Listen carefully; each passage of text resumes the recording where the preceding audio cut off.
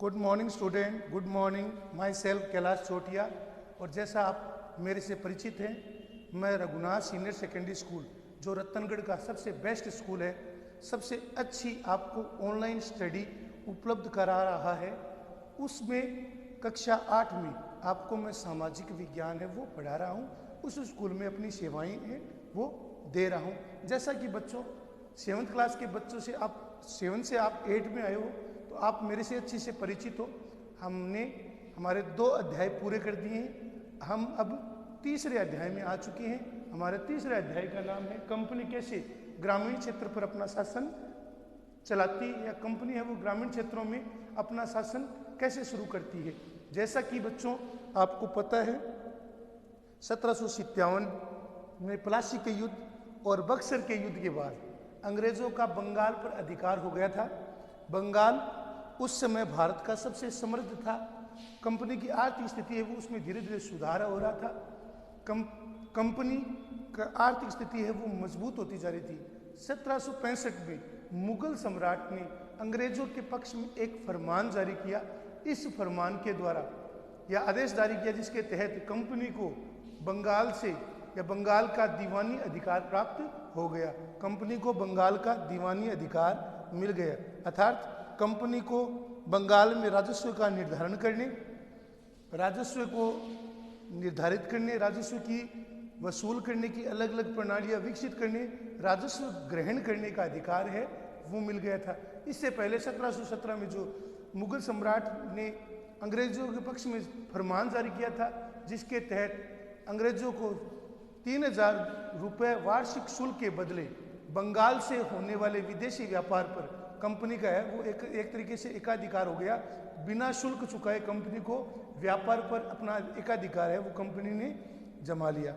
अब क्या हुआ, कंपनी ने इसके द्वारा अपने निजी लाभ कमाई। कंपनी के व्यापारी है वो स्वयं धनी होते गए, संपन्न होते गए। कंपनी के व्यापारियों की आर्थिक स्थिति है वो समृद्ध होती गई। कंपनी के जो व्यापारी थे उनकी आर्थिक समृद्धि है वो बढ़ने लगी थी। इससे धीरे धीरे क्या हुआ, कंपनी की आर्थिक स्थिति मजबूत होती गई। कंपनी ने बंगाल में अच्छी किलेबंदी की और बंगाल पर अपना नियंत्रण पूर्ण रूप से स्थापित कर लिया था। राजस्व वसूली के लिए कंपनी अभी भी हिचकिचा रही थी। कंपनी अभी भी इस बात पर जोर दे रही थी कि वह सीधे राजस्व वसूल कैसे करे। तो कंपनी को इस बात को लेकर संशय था। राजस्व या दीवानी अधिकार मिलने के कारण कंपनी की आय है उसमें उत्तरोत्तर वृद्धि हुई। कंपनी को अब भारत में अपने खर्चे चलाने के लिए इंग्लैंड से सोने और चांदी के आयात की आवश्यकता नहीं रही। भारत में जो उसको प्रॉफिट हो रहा था, राजस्व मिल रहा था, लगान वसूल हो रहा था, भारत में उसकी इतने अधिक लाभ मिलने लग गया कि वह अपने लाभ से अपने अतिरिक्त खर्चों, अपने सेना के पुनर्गठन, अपने सैनिकों को वेतन, भत्ते, पेंशन, आयुध खर्च, किलेबंदी करना, इसके अलावा अपने जो अतिरिक्त खर्चे थे उनको इंग्लैंड के बैंकों में भेजना है वो कंपनी ने शुरू कर दिया था। कंपनी के जो व्यापारी थे वो निजी लाभ के द्वारा भी भरपूर आर्थिक रूप से समृद्ध होते जा रहे थे। कंपनी के व्यापारी 10 तक का या शुल्क मुक्त व्यापार का है वो स्वयं अपने लिए बेजा इस्तेमाल कर रहे थे। कंपनी का ध्यान अभी भी केवल व्यापार पर था।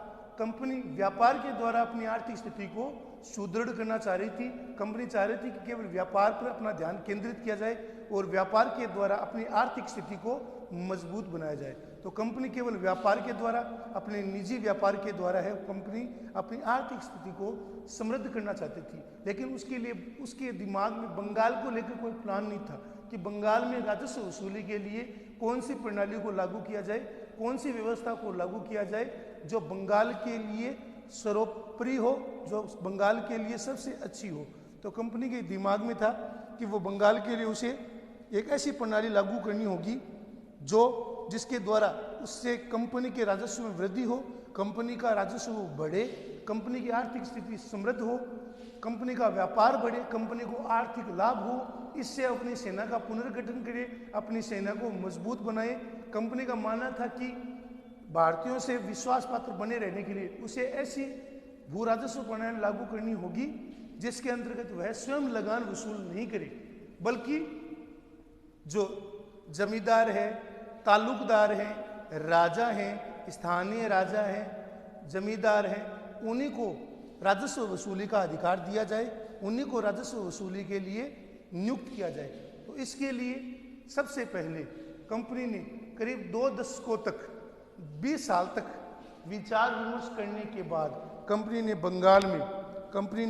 बंगाल में अपनी आर्थिक प्रणाली को लागू किया था, अपनी आर्थिक व्यवस्था को लागू किया था।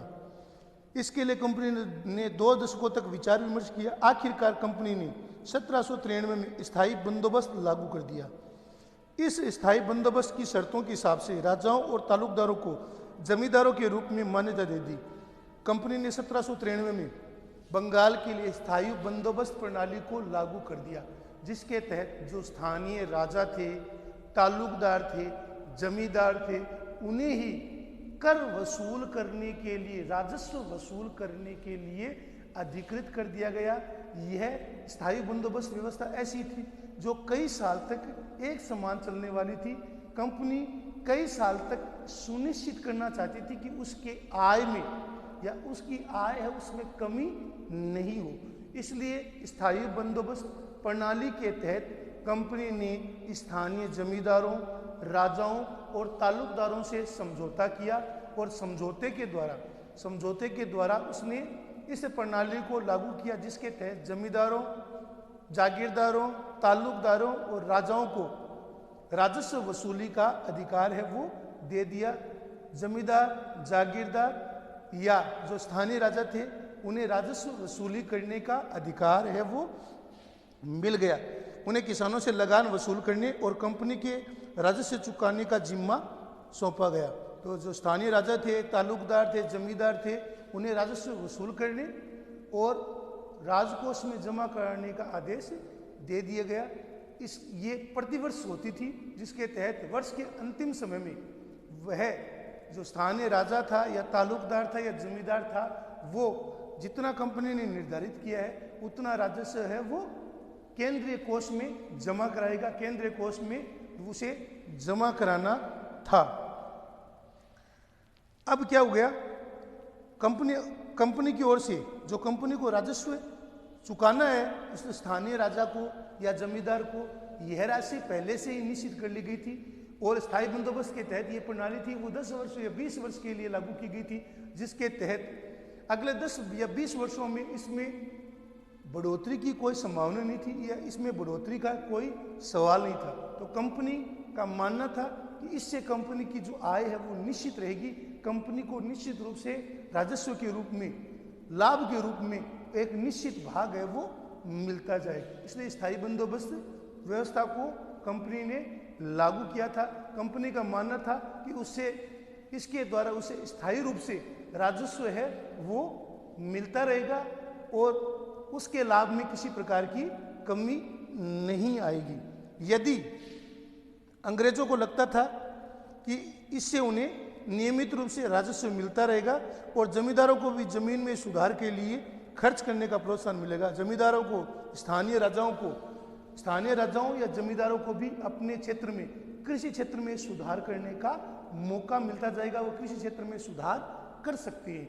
यदि कोई जमींदार, ताल्लुकदार या राजा कंपनी की ओर से निर्धारित राजस्व को केंद्रीय कोष में जमा कराने में असफल रहता था तो जो अतिरिक्त है राजस्व वो अगले साल के लिए उसके कोष में उसे जमा कराना होगा।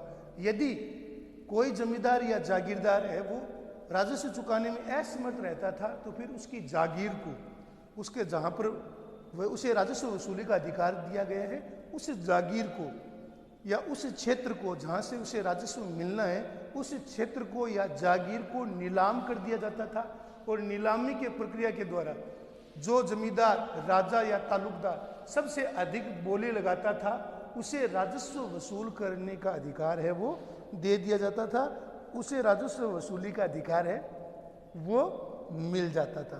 तो इस प्रकार हम देखते हैं कि कंपनी ने अपनी बढ़ती हुई मांगों को, जो राजस्व वसूली की जो मांगी थी वो उससे कंपनी की आय में तो वृद्धि हुई, लेकिन जमींदार है वो उसमें घाटे में रही। अगर स्थायी बंदोबस्त में भी समस्या पैदा हुई, कंपनी के अफसरों ने पाया कि अभी जमींदार है वो सुधार के लिए खर्चा नहीं कर रहे हैं। असल में कंपनी ने जो राजस्व तय किया था वो इतना अधिक था कि जमींदारों के पास कुछ भी नहीं बचता था। वो भूमि सुधार के लिए उनके पास पैसा अतिरिक्त रहता ही नहीं था। इसलिए कंपनी को लगने लगा कि जो स्थायी बंदोबस्त की व्यवस्था है वो उतनी अधिक कारगर नहीं है, क्योंकि इससे न तो जमीनों में सुधार हो रहा है, न भूमि सुधार हो रहा है, न राजस्व में बढ़ोतरी हो रही है, बल्कि जमींदारोों की आर्थिक स्थिति है वो कमजोर होती जा रही है। क्योंकि जमींदारों को जमीनों को प्रतिवर्ष नीलाम करना है वो भी इतना अधिक सरल नहीं था। 19 शताब्दी के पहले दशक तक हालत बदल चुके थे। बाजार में कीमतें बढ़ी और धीरे धीरे खेती का विस्तार होने लगा। इससे जमींदारों की तो आमदनी में सुधार आया, लेकिन कंपनी को कोई फायदा नहीं मिला। कंपनी ने तो स्थायी बंदोबस्त के तहत पहले से ही राजस्व का निर्धारण कर रखा था। अब धीरे धीरे 19 शताब्दी के प्रारंभ में जब कृषि स्थिति में सुधार आया तो कृषि योग्य भूमि में विस्तार हुआ। इससे जमींदारों की स्थिति में तो सुधार हुआ, लेकिन कंपनी का जो राजकोष है, कंपनी का जो खर्च है, कंपनी का जो लाभ है वो बढ़ा नहीं। वो लाभ या जो स्थिति है वो वैसी की वैसी बनी रही। कंपनी अपना लाभ या राजस्व वो बढ़ाना चाहती थी, लेकिन जमींदारों ने अभी भी जमीन की बेहतरी के लिए कोई दिलचस्पी नहीं थी। उनका उद्देश्य अधिक से अधिक राजस्व वसूल करना था। उन्हें बिना परेशानी या निवेश के खतरा उठाए आमदनी की उम्मीद दिखाई दे रही थी। जब तक जमींदार किसानों को जमीन देकर उनसे लगान वसूल कर सकते थे, उन्हें जमीन में सुधार की कोई परवाह नहीं की। दूसरी ओर गांव में किसानों की व्यवस्था बहुत ही दमनकारी दिखाई दी। किसानों को जो लगान चुकता करना था वो बहुत ज़्यादा था और ज़मीन पर भी उसका अधिकार है वो सुरक्षित नहीं था। दूसरी ओर जब धरातल पर हम देखते हैं कि स्थायी बंदोबस्त प्रणाली के तहत जो गांव में किसान की स्थिति थी वो बद से बदतर होती जा रही थी। किसानों को जो राजस्व चुकाना था वो करीब 60 से 70% तक चला जाता था। अब किसानों की आर्थिक हालत वो बिगड़ रही थी। किसान के पास राजस्व चुकाने के बाद शेष कुछ नहीं बचता था, इसलिए किसानों का मन था वो धीरे धीरे खेती से उचट रहा था। वह बहुत ज़्यादा था, जमीन पर उसका अधिकार भी सुरक्षित नहीं था। लगान चुकाने के लिए अक्सर महाजन से कर्जा लेना पड़ता था। किसानों की स्थिति ये होती थी कि उसे प्रतिवर्ष लगान देना है, राजस्व चुकाना है जमींदार को या राजा को या तालुकदार को। यदि वह राजस्व नहीं चुकाएगा तो उसका जमीन पर अधिकार वो सुरक्षित नहीं रहेगा।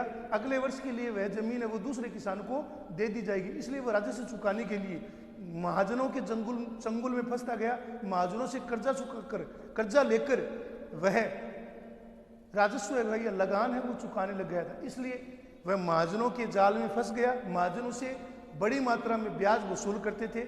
इसके कारण किसानों की पूरी आय, किसानों की पूरी उपज है वो भूस्वामी के पास चली जाती थी, राजाओं या जमींदारों या तालुकदारों के पास चली जाती थी और शेष फसल को बेचकर महाजनों का ब्याज चुकाया जाता था। इसलिए किसान के पास है वो कुछ नहीं बचता था। किसान की आर्थिक स्थिति है वो बिगड़ रही थी। एक नई व्यवस्था, आज का जो टॉपिक है, 19 शताब्दी की शुरुआत में कंपनी के बहुत से अधिकारियों को इस बात का यकीन हो गया था कि राजस्व जो बंदोबस्त है उसमें बदलाव लाना बहुत जरूरी है। स्थायी बंदोबस्त में बदलाव लाना जरूरी है, क्योंकि स्थायी बंदोबस्त से न तो जमींदारों की भूमि सुधार में कोई इंटरेस्ट रह रहा है और राजस्व की जो रकम है वो भी बहुत ज़्यादा है। इसलिए कंपनी के अधिकारियों को लगता था कि राजस्व व्यवस्था में सुधार करना बहुत आवश्यक है और स्थायी बंदोबस्त में पुनर्मूल्यांकन करना बहुत जरूरी है। बंगाल प्रेसिडेंसी के उत्तर पश्चिम प्रांतों के लिए होल्ट मैकेंजी नामक अंग्रेज ने एक नई व्यवस्था शुरू की थी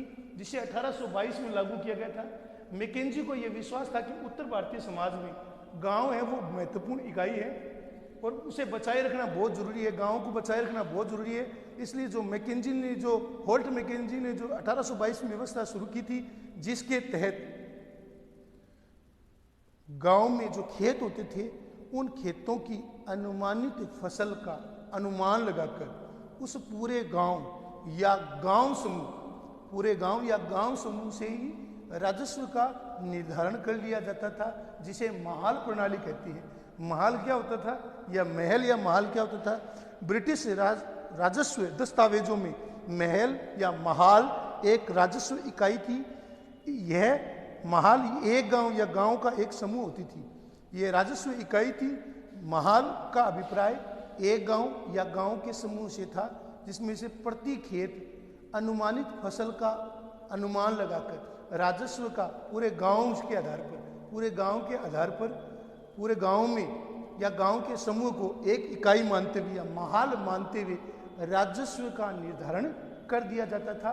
महाल के अंतर्गत एक गांव या गांव का कई समूह शामिल होते थे, जिसमें एक खेत से फसल का अनुमान लगाकर पूरे गांव में और गांव के समूह से राजस्व का निर्धारण कर लिया जाता था। इस प्रणाली को हम महाल प्रणाली कहते हैं, जिसके तहत गांव या गांव के समूह से राजस्व का निर्धारण कर लिया जाता था। राजस्व है वो तय कर लिया जाता था और तय मात्रा में फिर राजस्व की वसूली की जाती थी। गांव के एक खेत से अनुमानित राजस्व को जोड़कर गांव के एक खेत में कितनी उपज हो सकती है सालाना, उस उपज को जोड़कर पूरे गांव और कुछ गांव के समूह, जिसे महाल कहा गया। तो महाल क्या था? एक गांव या कुछ गांव का जो समूह था, राजस्व की इकाई थी, उसे महाल कहा जाता था। तो एक खेत से अनुमानित उपज का अनुमान लगाकर पूरे गांव या महाल से राजस्व निर्धारण कर लिया जाता था या राजस्व वसूली फिर की जाती थी। राजस्व निर्धारण हो जाता था, फिर उस महाल के जो जमींदार होता था उसे राजस्व चुकाने के लिए अधिकृत कर दिया जाता था। वो कुछ खर्च है वो अपने पास रखता था, शेष खर्च है वो कंपनी के राजस्व में जमा कराता था। तो आज हमने देखा है कि एक नई व्यवस्था जिसे महाल प्रणाली कहते हैं, ये बंगाल के उत्तर पश्चिमी प्रांतों में लागू की गई थी, जिसमें एक खेत की फसल की उपज का अनुमान लगाकर पूरे गांव से या गांव के समूह से राजस्व का निर्धारण कर दिया जाता था, जिसे हम महाल प्रणाली कहते हैं। तो आज जो मैंने पढ़ाया है उसको समझना है, लिखना है, याद करना, ये आपका होमवर्क है। आपकी कॉपी, कक्षा 8 की कॉपी आप जल्दी से जल्दी स्कूल में जमा कराएं, तब ताकि जितने पाठ हो गए हैं आपके, वो मैं चेक कर सकूं। ये आपका होमवर्क है। धन्यवाद।